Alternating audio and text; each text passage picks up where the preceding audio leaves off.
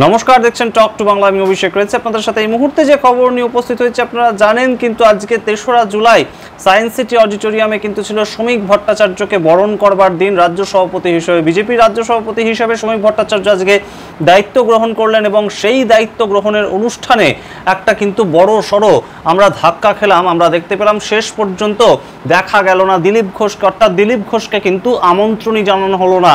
প্রাক্তন রাজ্য সভাপতি, 2 টার্মের রাজ্য সভাপতি, অর্থাৎ বিজেপির নিয়ম অনুসারে 3 বছর এক একজন রাজ্য সভাপতি থাকেন, সেখানে দিলীপ ঘোষ 6 বছর রাজ্য সভাপতির পদ সামলিয়েছেন। কিন্তু বিভিন্ন রাজ্য সভাপতিদের দেখা গেলেও কিন্তু দেখা গেল না দিলীপ ঘোষকে। অর্থাৎ এই মুহূর্তে আমরা কিন্তু রীতিমতন এই ধরে নিতেই পারি যে বিজেপি কোথাও গিয়ে বয়কট করছে দিলীপ ঘোষকে। এবং দিলীপ ঘোষকে এই প্রশ্নও আজকে কিন্তু করেছিলেন সাংবাদিকরা যে আপনাকে কি দেখা যাবে সেখানে। দিলীপ ঘোষ তার উত্তরে সরাসরি যেটা জানান যে আমাকে ডাকা হয়নি, তাই আমি কিভাবে যাব সেখানে।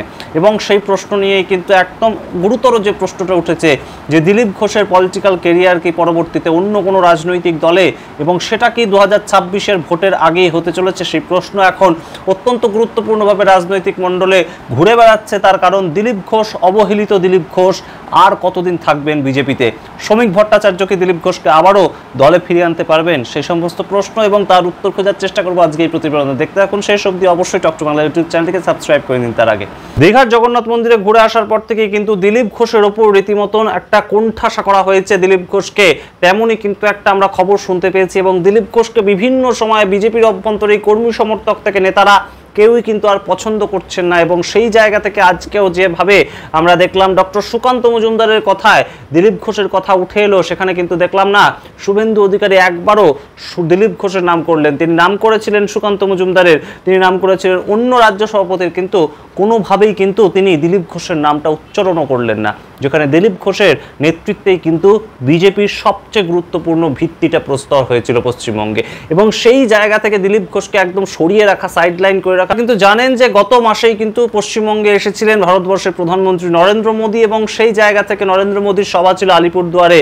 সেখানেও ডাক পাননি দিলীপ ঘোষ। তখন তিনি বললেন যে আমাকে ডাকা হয়নি, দক্ষিণবঙ্গে কোনো সভা হলে বড় নেতার আমি যাব তখন। কিন্তু তার 2 দিনের ব্যবধানেই পশ্চিমবঙ্গে নেতাজি ইন্ডোর স্টেডিয়ামে অমিত শাহ সভা করে গেলেন, একদম মঞ্চ মাতিয়ে থাকলেন ও শুভেন্দু অধিকারী, ডক্টর সুকান্ত মজুমদাররা, কিন্তু থাকতে পারলেন না দিলীপ ঘোষ। সেই আমন্ত্রণ করা হয়নি তাকে, সেই অভিযোগই তিনি জানিয়েছিলেন। এবং আজকে অত্যন্ত গুরুত্বপূর্ণ সময়, যে সময় আমরা দেখলাম যে রাহুল সিনহা তিনিও অবহেলিত বলে কিন্তু রাজ্য বিজেপিতে বিভিন্ন সময় শোনা যায় কান পাতলেই, তাকেও বিভিন্ন সময় বিজেপি আর এখন পাত্তা দিচ্ছে না, ভালো সময় বিজেপি তাকে আর পাত্তা দিচ্ছে না, সেরকম সমস্যার কথাও শোনা যায়। কিন্তু তবুও রাহুল সিনহাকে স্টেজে দেখা গেল। রাহুল সিনহার পাশাপাশি বহু বিতর্কিত অর্জুন সিংকে, যে অর্জুন সিং তৃণমূল কংগ্রেস ছেড়ে বিজেপিতে এসেছেন, শুধু তাই নয় তার বিরুদ্ধে আরো গুরুতর অভিযোগ, তিনি বিজেপির টিকিটে 2019 সালে ব্যারাকপুর থেকে জিতলেন বটে, কিন্তু তার পরবর্তীতে তিনি আবার চলে গেছিলেন তৃণমূল কংগ্রেসে। আবার তৃণমূল কংগ্রেসে 2024 সালে অষ্টাদশ লোকসভা নির্বাচনের টিকিট না পেয়ে আবার ব্যাক করেন বিজেপিতে। এবং সেই অর্জুন সিং মঞ্চ মাতিয়ে বসে থাকলেন, কিন্তু তাকে দেখা গেল না যিনি বিজেপিটা তৈরি করলেন, যার হাত ধরে একের পর এক অর্জুন সিং, শুভেন্দু অধিকারীরা বিজেপিতে এসেছিলেন, সেই দিলীপ ঘোষকেই কিন্তু দেখা গেল না। এবং সেখান থেকে দিলীপ ঘোষ বলছেন যে তাকে নাকি আজকেও ডাকা হয়নি। এবং রীতিমতন এই যে রাজ্য সভাপতির ভোটাভুটি, সেই ক্ষেত্রেও তার কোনো অধিকারই নেই, এবং সেই জন্যে তিনি কোনোভাবেই ডাক পাননি বলে তিনি জাননি। সেই কথার পরিপ্রেক্ষিতেই কিন্তু একটা নতুন জল্পনা শুরু হয়েছে যে পশ্চিমবঙ্গের রাজ্য রাজনীতিতে দিলীপ ঘোষ যেভাবে ব্রাত্য হয়ে পড়ছেন বিজেপির অভ্যন্তরে, দিলীপ ঘোষ কি সেটা মেনে নেবেন বেশি দিন? তার কারণ দিলীপ ঘোষ কিন্তু একদম ক্যামেরা ওরিয়েন্টেড একজন মানুষ। সবসময় আমরা দেখেছি 2015 সালে রাজ্য রাজনীতিতে আসার পর থেকেই তার সামনে কিন্তু স্বভাবসিদ্ধ কারণেই সবসময় কিন্তু ক্যামেরা তাক করা থাকে। এখনো পর্যন্ত যেটা কিন্তু দিলীপ ঘোষ প্রতিনিয়ত করে যাচ্ছেন, যে তিনি প্রাতঃভ্রমণে গেলেই সাংবাদিকদের মুখোমুখি হন এবং সাংবাদিকরা তার কাছে জানো বটে। এই ঘটনাটাও যেখানে ঘটছে, দিলীপ ঘোষের জনপ্রিয়তা যেখানে কমেনি, এবং বিজেপির অভ্যন্তর থেকেই আমরা বারংবার কিন্তু এই আওয়াজও শুনতে পেয়েছিলাম, আপনাদের মাধ্যমে কমেন্টস আমরা পেয়েছি, যে দিলীপ ঘোষকে রাজ্য সভাপতির দায়িত্ব আনা হোক, তা না হলে বহু অংশের মানুষ কিন্তু বীতশ্রদ্ধ হবেন।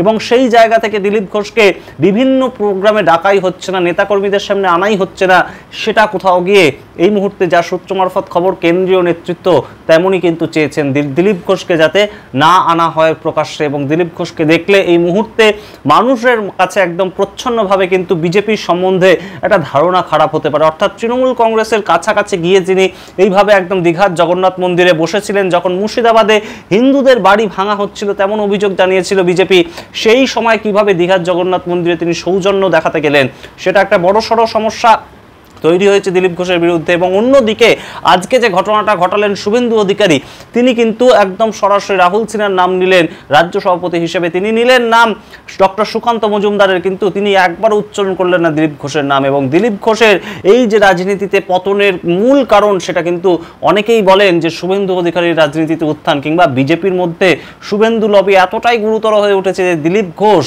আর তার লবি নিয়ে টিকে থাকতে পারলেন না। এবং যে কারণে অনেকেই বলছেন কিন্তু যে শ্রমিক ভট্টাচার্য তিনি আবার রাজ্য সভাপতি পদে উঠে এলেন, অত্যন্ত গুরুত্বপূর্ণ একটা পজিশন পেলেন। তিনি কিন্তু খুব একটা যে নেতৃত্ব সুলভ মানুষ ছিলেন বহুদিন ধরে তেমন কিন্তু নয়, তিনি খুব বাগ্মী মানুষ বটেই, কিন্তু শুভেন্দু অধিকারীর কাছাকাছি থাকা তার কিন্তু কাছে কোথাও একটা প্লাস পয়েন্ট হিসেবে দেখা দিল, যার জন্য এত গুরুতর একটা দায়িত্ব পেলেন।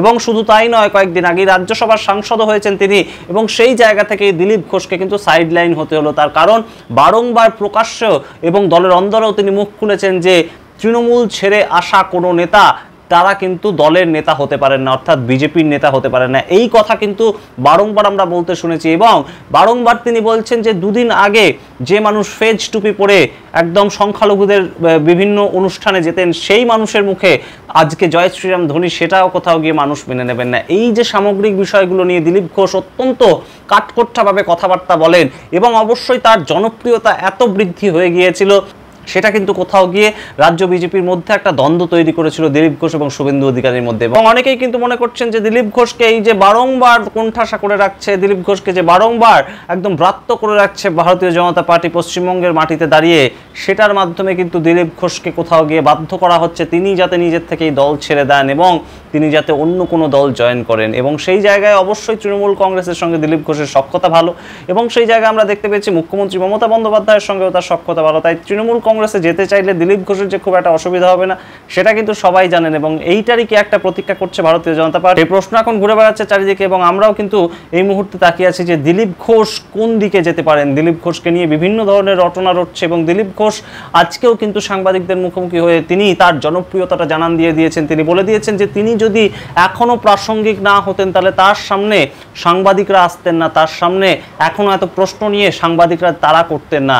সুতরাং দিলীপ ঘোষের জনপ্রিয়তা কমেনি, কোথাও গিয়ে ভারতীয় জনতা পার্টিকে ইঙ্গিত দিচ্ছেন দিলীপ ঘোষ যে কোথাও গিয়ে এখনো পর্যন্ত পশ্চিমবঙ্গের রাজনীতিতে অত্যন্ত প্রাসঙ্গিক একজন মানুষ দিলীপ ঘোষ, এবং সেই প্রাসঙ্গিকতা কোনোভাবেই কমবে না ভারতীয় জনতা পার্টি যতই তাকে ব্রাত্য করে রাখার চেষ্টা করুক। এখন দেখার বিষয় এটাই যে শ্রমিক ভট্টাচার্য নবনির্বাচিত বিজেপির রাজ্য সভাপতি, তিনি দিলীপ ঘোষকে আবারও ঘরে ফিরিয়ে আনতে পারেন কিনা, ঘরে ধরে রাখতে পারেন কিনা, নাকি দিলীপ ঘোষ নিজের মতন নিজে পশ্চিমবঙ্গ হিন্দু সেনা নামে যে দল তৈরি করছেন সেরকম একটা রটনা রটেছে সেটাই সত্যি হয়, নাকি কোনোভাবে তিনি দল পরিবর্তন করে তৃণমূল কংগ্রেসের দিকে পা বাড়ান। এখন সমস্তটাই দেখার বিষয়। অবশ্যই আমরা দেখতে থাকবো যে দিলীপ ঘোষ কোন পথে হাঁটেন। আরেকটা সম্ভাবনা অবশ্যই আপনাদেরকে জানিয়ে রাখি যে দিলীপ ঘোষ কিন্তু বহুদিন আগেই আমরা বলেছি যে কোথাও গিয়ে রাজনৈতিকভাবে হয়তো সন্ন্যাস নিতে চলেছেন, তেমন একটা ঘটনাও ঘটতে পারে। ঠিক যে ঘটনাটা ঘটেছিল লালকৃষ্ণ আদবানির ক্ষেত্রে মোদি যুগ শুরু হওয়ার পর, অমিত শাহ যুগ শুরু হওয়ার পর, তেমন কি ঘটতে চলেছে দিলীপ ঘোষের সঙ্গে? কি মনে করেন আপনারা অবশ্যই কমেন্ট বক্সে কমেন্ট করে জানান। দেখতে থাকুন টক টু বাংলা। প্রত্যেকটি ভিডিও লাইক, কমেন্ট, শেয়ার করুন এবং অবশ্যই চ্যানেলটিকে সাবস্ক্রাইব করে দিন। ধন্যবাদ।